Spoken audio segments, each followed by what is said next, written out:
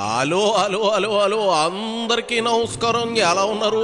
బ్రహ్మాండంగా ఉండుంటారు. మరి ఈ రోజు రావు గారి రాజభవన్లోకి వచ్చిన సెలబ్రిటీ ఎవరో చూసేద్దాం. మరి కోతంతా ఈ వీడియోను లైక్ ఇచ్చేసి అలాగే మన కేకే న్యూస్ని ఎవరైతే సబ్స్క్రైబింగ్ చేసుకోలేదో కోతంత చేసుకుని నన్ను ఎంకరేజ్మెంట్ చేసే పనిలో ఉండండి. మరి కొన్ని వీడియోలు చెయ్యాలి అని అంటే నాకు కోతంత బూస్టప్ కావాలి కదా. మరి ఆ పనిలో మీరు ఉండండి, ఆ పనిలో నేను ఉంటాను. ఎవరు బాబు?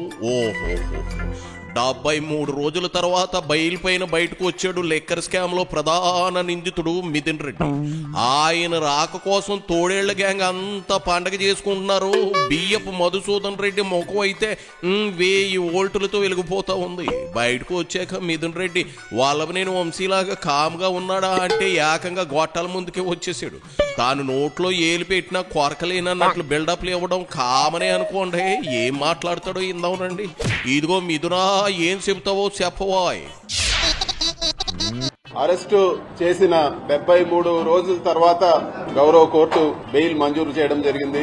దాదాపు 2.5 నెలలు ఒక ఖైదీగా ఉండాల్సిన పరిస్థితి వచ్చిందని చెప్పి కూడా మీకు అందరు కూడా నేను తెలియజేస్తా ఉన్నాను. గౌరవ కోర్టు పెట్టిన ఆంక్షల మేరకు ఈ కేసు గురించి వివరంగా మాట్లాడేదానికి పర్మిషన్ లేదు. అయినా కూడా ఒక మాట నేను చెప్పదలుచుకున్నాను. గౌరవ కోర్టు ఇచ్చిన బెయిల్ ఆర్డర్ ని ఒకసారి చదవమని కూడా నేను అందరిని కూడా అడుగుతున్నాను. దాంట్లో ఇచ్చిన పాయింట్స్ 100% నిజమని చెప్పి కూడా నేను తెలియజేస్తా ఉన్నాను. చూడు మిథునా, నువ్వు శిశుపాలుడికి ఎక్కువ కంసుడికి తక్కువలాగా ఉన్నావు. వాటే సంటి పిల్లాడి ఫేస్ పెట్టుకో అన్నట్లు చెప్పడం మర్చిపోయా. జైల్లో 2.5 మాసాలు ఉన్నావేమో, మా గొప్పగా అక్కడ నీళ్లు తిండి నీకు పడినట్లుంది. మంచి రంగుదేలేవు. రామగుండం బొగ్గుగల్లాగా ఉండే నువ్వు జైల్లో నీడ పట్టును ఉండేసరికి మంచి రంగు తేలేవయ్యో. మడిసి కోసంత కండ కూడా పుట్టినట్లున్నావు. 2.5 నెలలకే ఇట్ట అంటే అట్ట. ఈ మాట విన్నాడనుకో మీ జగన్ రెడ్డి ఎంత ఫీల్ అవుతాడు చెప్పు. ఆయన ఏకంగా 16 నెలల చెప్పుకూడు తిని జైల్లో గ్లామర్ వేయించాడు. ఆయన్ని మించి అయితే కాదు కదా నువ్వు. ఏందేంది నీ బెయిల్ పేపర్లు మేము చదవాలా? ఇది మరీ బాగుంది. లిక్కర్ స్కామ్ చేసింది నువ్వు, డబ్బులు దొబ్బేసింది నువ్వు, జైల్లో కూకుంది నువ్వు. మేము ఎందుకు నీ బెయిల్ పేపర్ చదవాలి? మాకేం అవసరం? ఇవే తగ్గించుకుంటే మంచిది. గౌరవ కోర్టు ఏదైతే ఆర్డర్ లో విషయాలు చెప్పిందో అవన్నీ కూడా మీ అందరిని కూడా నేను ఒక్కసారి చదవమని చెప్పి కూడా నేను కోరుతా ఉన్నాను. ఇది వరకు ప్రెస్ మీట్ పెట్టి చెప్పడం జరిగింది. ఎన్ని ఇబ్బందులు పెట్టినా కూడా, ఎటువంటి ఇబ్బందులు పెట్టినా కూడా ఎదుర్కొనేదానికి సిద్ధంగా ఉంటామని చెప్పి ఈ రోజు ఇన్ని రోజులు జైల్లో పెట్టిన తర్వాత కూడా మళ్లీ అదే మాట చెప్తా ఉన్నాను. ఎక్కడ కూడా అధైర్యపడే ప్రసక్తే ఉండదు. ఎక్కడ కూడా ఈరోజు పార్టీని ఇబ్బంది పెట్టినా వెనక తగ్గే ప్రసక్తి ఉండదని చెప్పి కూడా నేను ఈరోజు తెలియజేస్తాను.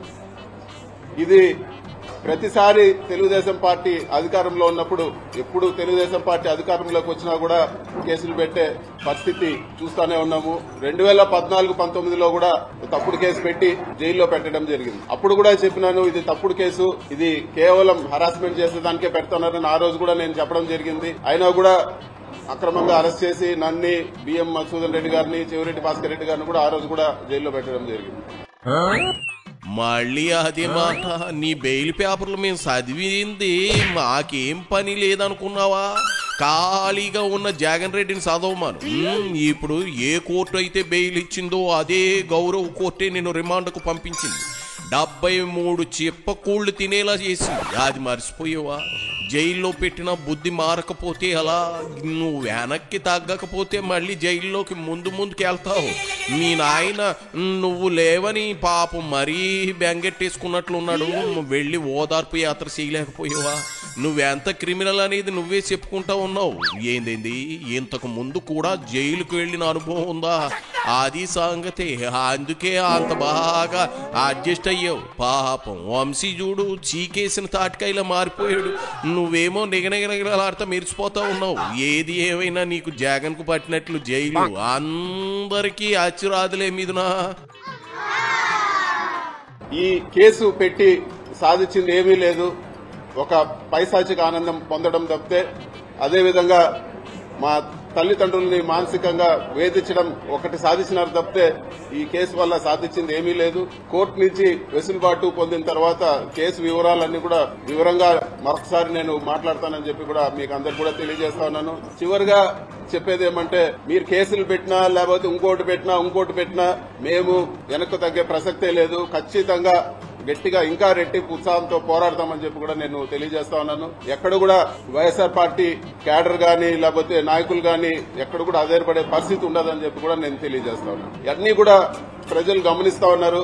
ఇవన్నీ కూడా ఒక డైవర్షన్ టాక్టిక్స్ లో భాగమే అని చెప్పి కూడా అందరూ కూడా గమనించాలని చెప్పి కూడా నేను కోరుతా ఉన్నాను. ప్రభుత్వం చేయాల్సిన పనులు పక్కన పెట్టి ఏదో ఒక అభూత కల్పన చేసి రకరకాల కేసులు పెట్టి నాయకులందరినీ కూడా జైళ్లలో పెట్టి సంబంధం ఉన్నా లేకపోయినా ఎట్లంటే అట్లా జైళ్లలో పెట్టి ఇదంతా కూడా వాళ్ళు చేయాల్సిన పనుల నుంచి డైవర్షన్ చేసే పరిస్థితి ఉందని చెప్పి కూడా మనం అందరం కూడా తెలుసుకోవాలని చెప్పి కూడా నేను తెలియజేస్తా ఉన్నాను. సంబంధం ఉన్నా లేకున్నా అరెస్టులు చేయకూడదా? అది లెక్క. అంటే ఈ కేసుతో సంబంధం ఉన్నవాళ్ళు చాలా మంది ఉన్నారంటావు, అంతేనా? మరి జగన్ ఏంది అసలు లెక్కర్ స్కామే జరగలేదంటా ఉన్నాడు. జైలు అలవాటైనోడివి, అత్తారింటికి వెళ్ళినట్లు సరదాగా వెళ్ళొచ్చేవాడు. నీకు జైలు అంటే భయం ఎందుకు ఉంటుందో చెప్పు. కాకపోతే బయట ఉండటం కంటే జైల్లో ఉండటమే బెటర్ ఏమో. ఓ పాలు ఆలోచించు. బయట తిండి దండగ కదా, మంది మార్పలానికి ఖర్చులు దండగా, ఎటు అలవాటైన ఫుడ్ బెటర్. హాయిగా జైల్లో గడిపేకి ఎందుకు వచ్చిన బెయిల్లు చెప్పు. లాయర్లకు డబ్బులు పోయడం తప్ప ఇదిగా ప్రయోజనం ఏమైనా ఉందా? బయట ఉంటే అదేదో పోరాటాలు చేసేస్తాం అంటున్నాం. ఏంది చేసేది బూడుదా? ఇవన్నీ కూడా కట్టుకథలు. తెలుగుదేశం నాయకులు కావాలని బురద కొట్టే పని కానీ దీనికి నేను సంజయ్ చేసినా కూడా అర్థమే లేదు. మరి ముఖ్యంగా జైల్లో ఎటువంటి పరిస్థితుల్లో పెట్టారంటే, ఒక టెర్రరిస్టో తీవ్రవాదిని జైల్లో పెట్టిన పరిస్థితి ఉండింది నాకు. నేను ఉన్నన్ని రోజులు కూడా ఒక పూర్తి బ్లాక్ లో వేరే ఒక మనిషితో మాట్లాడే పరిస్థితి ఉండదు. కేవలం ఎప్పుడైనా ములాఖాతులు, వారానికి వచ్చిన ములాఖాతులు, లేకపోతే ఇంటికి 3 ఫోన్ కాల్ చేసుకోవచ్చు. ఆ 3 ఫోన్ కాల్ తప్పితే ఇంకొక మనిషితో మాట్లాడే పరిస్థితి కూడా ఉండేది కాదు. మొత్తం సీసీ కెమెరా నిఘా, ఎవరు చూస్తా ఉన్నారో ఆ సీసీ కెమెరాల్లో తెలియదు. విజయవాడలో కూడా ఆ సీసీ కెమెరాలో చూడగలుగుతారని చెప్పేవాళ్ళు. అధికారులు కూడా నాతో మాట్లాడేదానికి భయపడేవాళ్ళు. అసలు ఎవరు కూడా దగ్గరకు వచ్చే పరిస్థితి లేదు. ఒక దారుణమైన పరిస్థితిలో జైల్లో పెట్టడం జరిగింది. ఒక ఏదో టెర్రరిస్టు పక్కన వాళ్ళతో మాట్లాడితే ఏదన్నా ఇబ్బంది వస్తుందనే పరిస్థితులు అక్కడ కల్పించడం జరిగింది. కానీ ఇవన్నీ కూడా ధైర్యంగా ఎదుర్కోవాలని డిసైడ్ అయినాం కాబట్టి ఇవన్నీ కూడా ఏకోసారి కూడా పట్టించుకున్న పరిస్థితి లేదు. జైల్లో నిన్ను గజ్జుకోకగానే ఏనంగా ట్రీట్ చేసారా? అయ్యో నరకాసురా. అంతేలే, వేరే వాళ్ళతో కలవనిస్తే వాళ్ళ కోడిగుడ్డు మటన్ పీసులు లాగేసుకుంటామని అలా చేసుకుంటారు. ఫ్యాక్షన్ తీవ్రవాది కంటే ప్రమాదం ఆ మీదనా. జనం సొమ్ము తెగ తినేసి ఏమీ చేయని అమాయకులు నటించి మాక చండాలంగా ఉంది. మొత్తానికి గుడ్డు మాత్రం గట్టిగా పెట్టినట్లు ఉన్నారు. అందుకే నునుపు తేలి నున్నగా ఉన్నావు. ఇక సాలే, వెళ్ళి రెస్ట్ తీసుకో. బయట తిరక్కు, రంగు పడుద్ది. అదే నీ రంగు మారిపోద్ది. ఇంట్లో నుంచి బయటకు రాకు. అంచేత ఇదిగో చెప్పినంత వరకు చాలే, బయలుదేరు, ఎళ్ళు.